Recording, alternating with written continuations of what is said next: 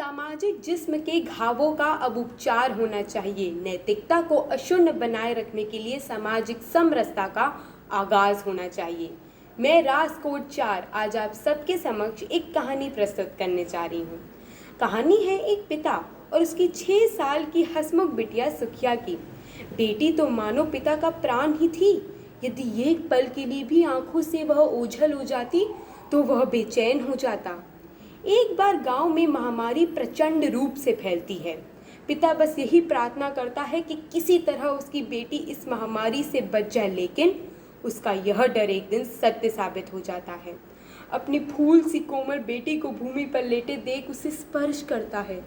यह क्या बिटिया, तुझे तो बहुत तेज ताप है, तेरा बदन तो जल रहा है।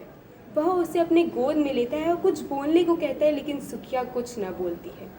बोल बिटिया बोल, आंख तो खोल अपनी, देख देख तेरा बाबा तुझे बुला रहा है, सुखी कुछ तो कह। पिता की चीत्कार सुन बेटी बहुत ही क्षीण स्वर में बोलती है, बाबा अगर मुझसे प्यार करते हो तो मेरी एक इच्छा पूरी कर दो। अरे बोल बिटिया बोल, का चाही तुझे मैं तुझे दूंगा, बस तू ठीक हो जा। बाबा देवी माँ के मंदिर से मेरे लिए एक फूल ला दोगे ना? बेटी की इच्छा सुन पिता परेशान हो कहता है, नहीं नहीं बिटिया, तू नहीं जानती मैं नीच जात का हूँ, मंदिर नहीं जा सकता, तू फूल छोड़ कुछ और मांग ले। बाबा अगर तुझे मेरी परवाह है तो बस एक फूल। कहते कहते वह बेहोश हो जाती है। ठीक है बिटिया ठीक है, तेरे लिए जाऊंगा मंदिर, जाऊंगा और फूल भी लेकर आऊंगा।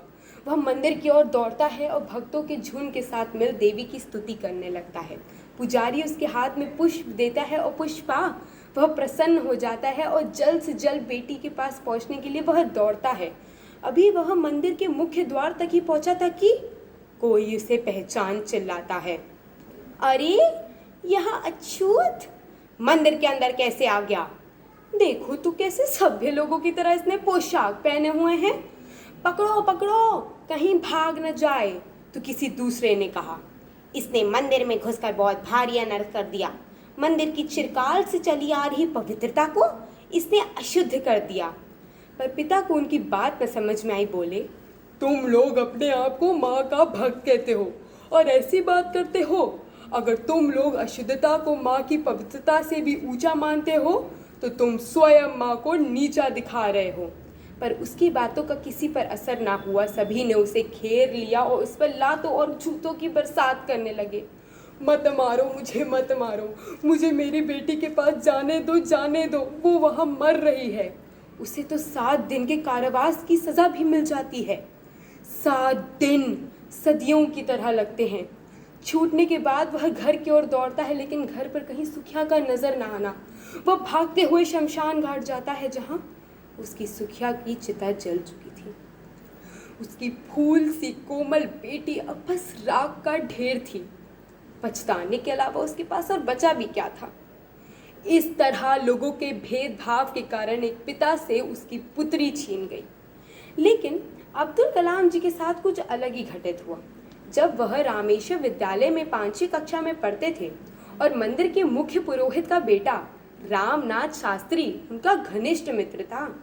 अलग अलग धर्म होने के बावजूद भी दोनों में भाइयों समान प्रेम था।